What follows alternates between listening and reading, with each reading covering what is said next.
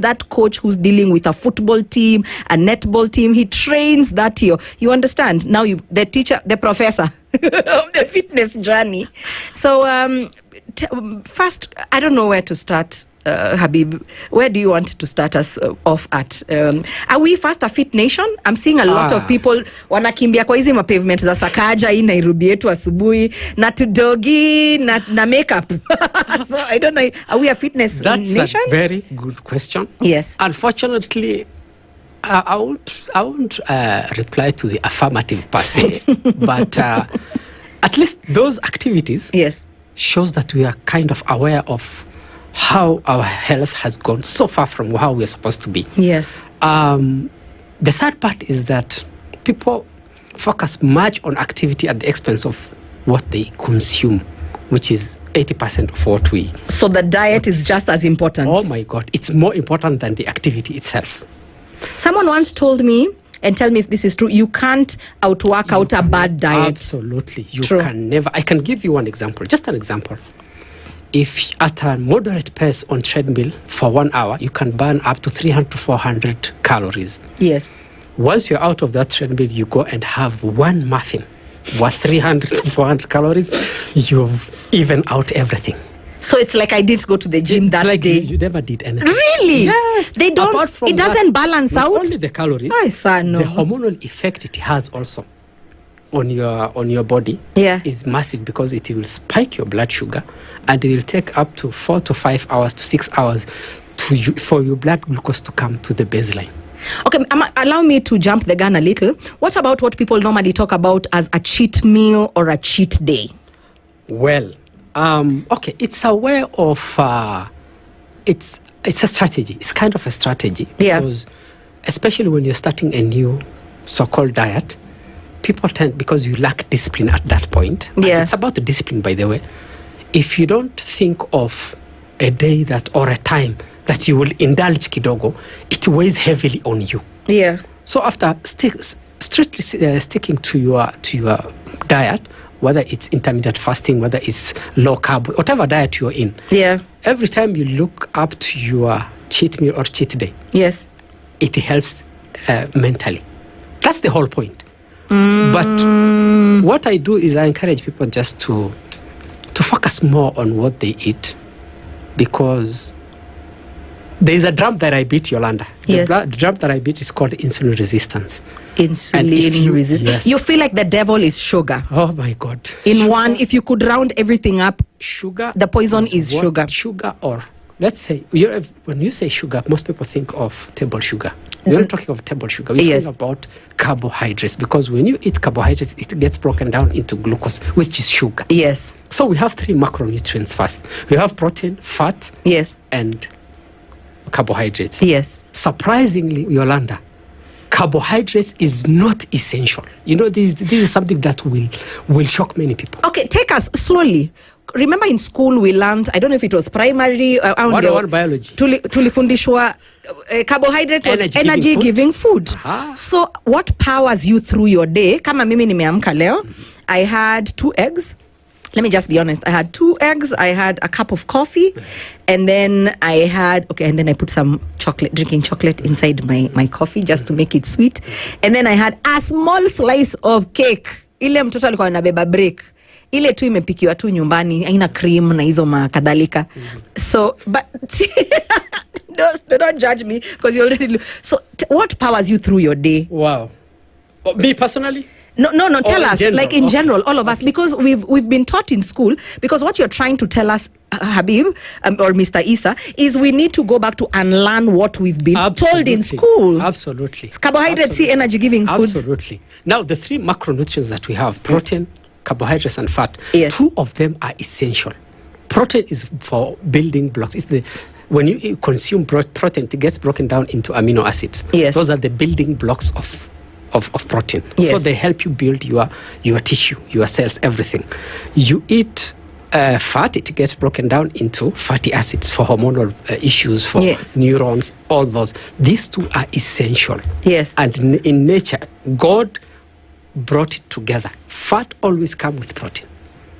Okay, always. actually, look true. at eggs, look at dairy, it always has fat. But now, animal protein. Carbohydrates, yes. Yeah. Animal protein. Yes. Carbohydrates, which is not essential, is what we consume. But it's yummy. It's bread. There's a difference it's here, Yolanda. Cake, yes. There's dietary carbohydrates, what we consume. Yeah. And there's glucose that our body uses. Because dietary carbohydrates is not essential. Glucose, when your body needs glucose, it can easily make it out of many substrates like amino acids, lactate. It can easily convert those substrates into glucose. And the amount of glucose that your body needs is just a spoonful. That's enough. Oh my God. Now, can you imagine how much we consume? Because rice is sugar. Yes. Rice is sugar. Chapos are sugars. Yes. All those are sugars. So wheat, say just wheat in general. So that's biscuits, Starches, cake, all. ugali. Those all. We are a ugali nation. I know, and I'm sorry to say, it's one of the most useless food that is out there. With zero nutritional value. No. In fact, we eat diabetes. Okay, so tell us substitutes, because right now kuna mtu ananisikiliza kutoka Western Oshak, hata anataka kuchapa radio. Yes. Anasema Yolanda ameleta mgeni, amekuja very controversial. Yeah. Anataka kutunyang'anya ugali yetu. And us guys are hardworking people. So you're saying we go back to food. What are healthier substitutes? Because you said we need to start from our diet. Absolutely. Yeah. Number one, healthy. Protein from healthy sources, especially animal sources. Yes. I'm a big advocate of animal sources because they're more bioavailable. Yes. Meaning your body easily absorbs them. Whether it's dairy, whether it's eggs, it's the best source of protein. I know some are allergic to it. Yeah. Meat, red meat, usitoroke red meat, but always make sure that your red meat goes with fat. It has some kind of fat. Saturated fat is not the culprit here. It's sugar. It's inflammation that is caused by sugar. So if you remove sugar from your diet, you'll see a turnaround. Oh, within a couple of weeks, you won't even recognize yourself. Oh my God. You won't even recognize yourself. That's practical. This is what we practice there at my place of work. Yes. Our approach is kind of different. We don't just tell people, oh, Yolanda, okay, Karibu, this is the treadmill. This is the treadmill. 10 burpees. This is how this is your trainer, do this. No. We approach health holistically. We look at your stress level, the kind of work you do, your lifestyle. Oh, so someone comes in for an interview, a review? Yeah, we do something called body analysis. We have a machine that is AI supported. It gives you the whole your body analysis, what you lack. Yeah. Your training regimen. Your body mass, your fat level, all those. Then from there we can guide you. Okay, Yolanda, this is kama daktari tu. This is where you are. Yeah. This is where we want you to be. This is the plan. This is the roadmap. This is how you're gonna eat. This is how. So if someone tells you that their spirit is willing, they would love to have a fitness regimen, but their time does not allow. Right? There are people who are like that. Unamwona hata kwa ofisi huku kama mwenda wazimu amevaa sneakers kwa ofisi so that they can get their steps in because they are not they don't have that flexibility. And we've been told now by health experts like yourself that sitting is the new smoking. Someone sent me why is sitting the new smoking, Mr. Issa?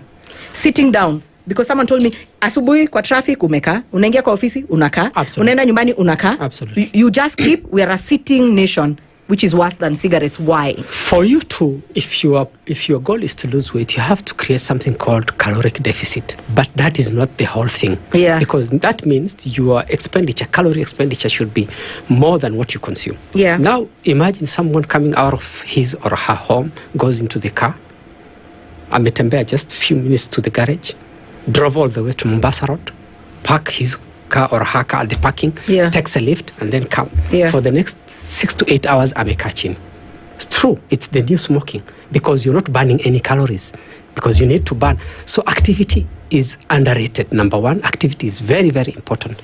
Now, you've woken up in the morning. The first thing you've eaten is high sugary, starchy carbohydrates breakfast. Cereals, a juice, and a cup of coffee. From that point, you've already set yourself for failure because that breakfast will spike your sugar and insulin level, after 2 to 3 hours, you'll have a crash. Then you need another fix. What kind of fix? To have another sugary carbohydrates. To do what? To fix your blood sugar. So you are in a roller coaster, up and down throughout the day. That's how people gain weight. Oh my God. Easily. People do not gain weight, Yolanda, by eating fat. No. You gain weight by eating simple, especially carbohydrates, starchy carbohydrates that turn into sugar in your body.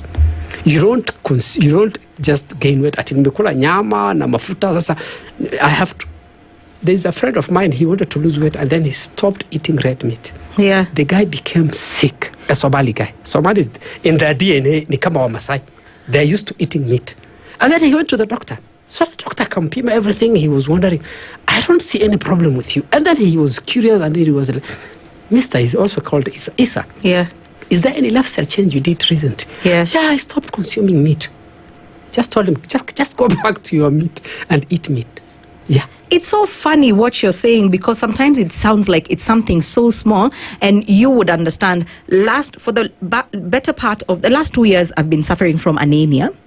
And I'm going to deal with the issue. The issue has been hormonal and whatnot, and I've already removed the disruptors from my life, like not doing my nails and stuff like that.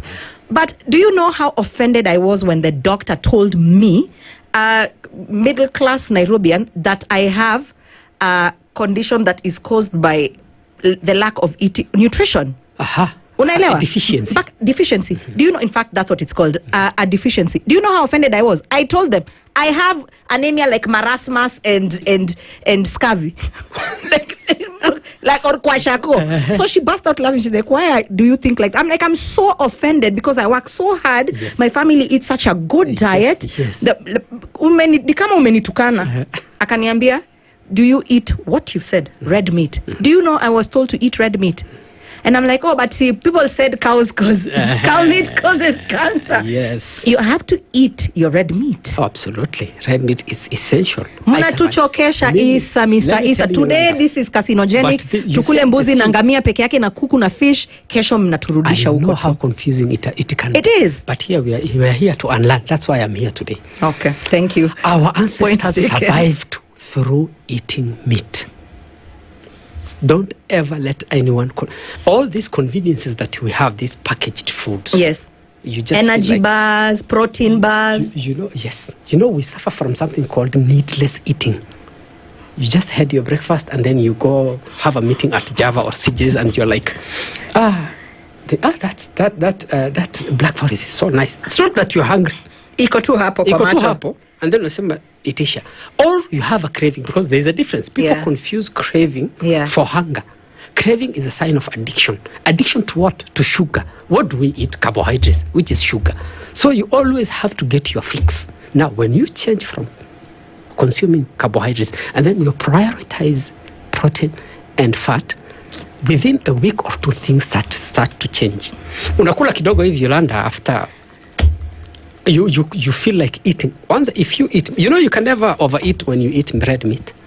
You can never overeat. Unakula sahi, after 10 hours ukiteuka kidogo, you still feel the meat is still in your... Oh, because it has slow digestion. Slow digestion. Also, you don't need to keep kuongezea. And that is the secret.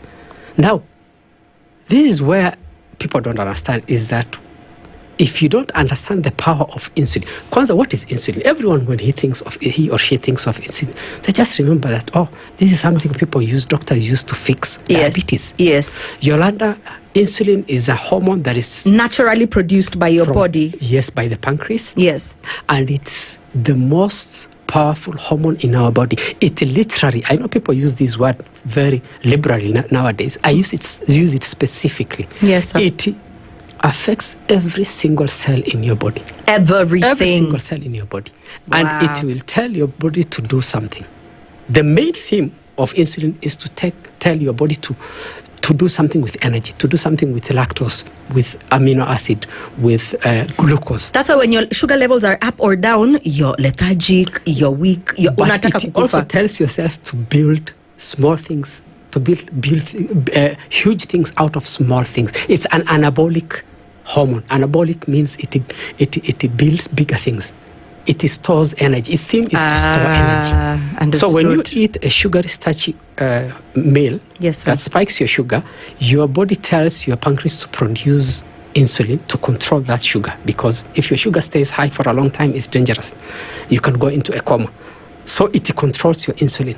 So since insulin is a very powerful anabolic hormone, you have to know what spikes insulin most out of these three macronutrients: protein, fat, and carbohydrates. And what do we eat? Carbohydrates. Mr. Issa, you came here kutunyima chips, kutunyima mkate, kutunyima ugali, and it's not even the 15th of the month. We don't need it. The good thing is that our body has zero need for carbohydrates, dietary carbohydrates. If you watch any news bulletin, 4 of the ads are maize meal. I can't say the names because that's free advertising. Absolutely. But sinikweli, ukiwatch wende uangalie KTN news, utaona ads back to back, because that is what we eat. In fact, there's no African country that doesn't have their own version of ugali. Absolutely. Southern Africa, they have sombe, they have pap, they have kila mahali wanaita something different. Absolutely. Absolutely. What are you going to do? Because yours is an uphill task. But you know, the ugali we have issues with is the processed sifted ugali. So turudi mali, unaturudisha mali. Turudi nyumbani. Ile mulituambia iko na aflatoxin. I know wengine wanatumiaga hiyo jina vibaya. Kienyeji, usiniite kienyeji. Kienyeji is good. I'm a big fan of kienyeji. So we go back kusiaga maize. Yes, if you can get maize meal ambazo hazijapitia those process, yes, it's well and good. Because what they remove when they do processing, they remove the fat content and the fiber content. And those two things are what controls the rate at which your blood absorbs sugar. So if you remove the fiber and the fat content, whatever you eat, it just spikes your sugar mara moja. Is eating healthy an expensive affair? It's not, imagine. It's not. I don't have money for those your nice steaks and to eat meat every day. Let's bear in mind where we are economically right now, True. Mr. Issa. True. I can't eat meat every day. There's people who have to even eat, forced to eat a meal a day. True. What are you trying to tell this person, that they can't have a healthier, diet in their homes? Let me give you an example, Yolanda. Yes. This, what they call junk food. I don't want to mention the companies. Yes, please don't. But, I don't want a lawsuit. And they advertise and keep our jobs. The so-called junk food here in Africa, especially Kenya, you'll find it extremely expensive. Yes. If you say you'll go to eat them every night, you'll spend more than 1,000 shillings. True. Believe me, that 1,000 shillings, if you budget properly, your chicken, your meat, your eggs, those basics too. It's enough for you. And then you practice what is, I highly recommend, intermittent fasting. You wake up in the morning, just because it's breakfast that munakulaga saa moja lazima ukule.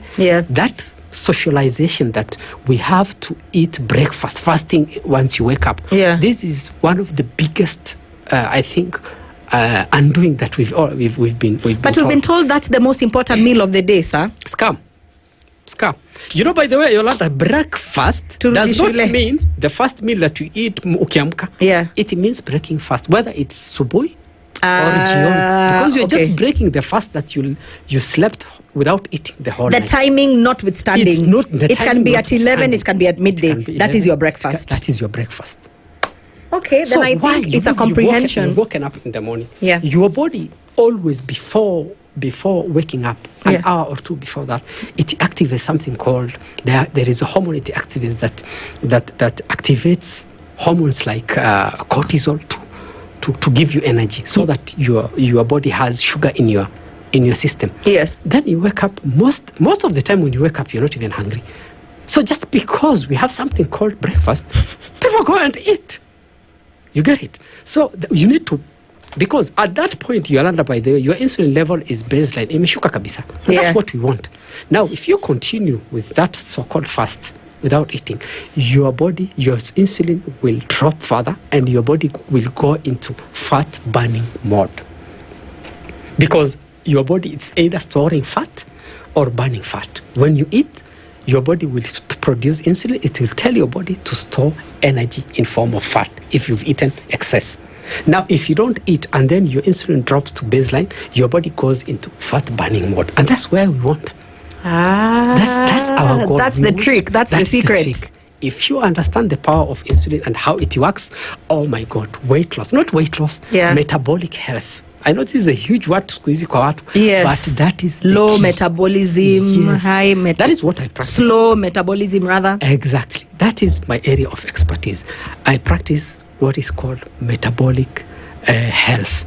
I teach people on how to teach your body to transit from a sugar burning mode into a fat burning mode. Once your body becomes, after eating a meal, after 3 to 4 hours, it goes into fat burning mode, you will live the healthiest life you will ever imagine. But the problem is that majority of us, we are stuck in sugar burning mode because we eat every 3 to 4 hours. So what am Muli? We're going to listen to one song. It's a request from Jackie Soni Khadija, Energy by Kerry Hilson. We're going to come back and Mr. Issa Habib is going to tell us what the trick is to fitness beyond a New Year resolution. Because in December, you promised